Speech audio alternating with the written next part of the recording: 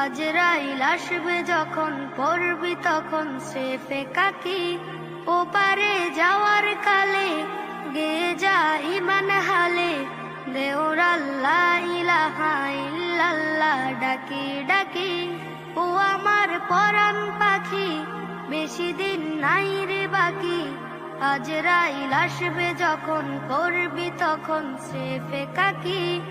ওপারে যাওয়ার কালে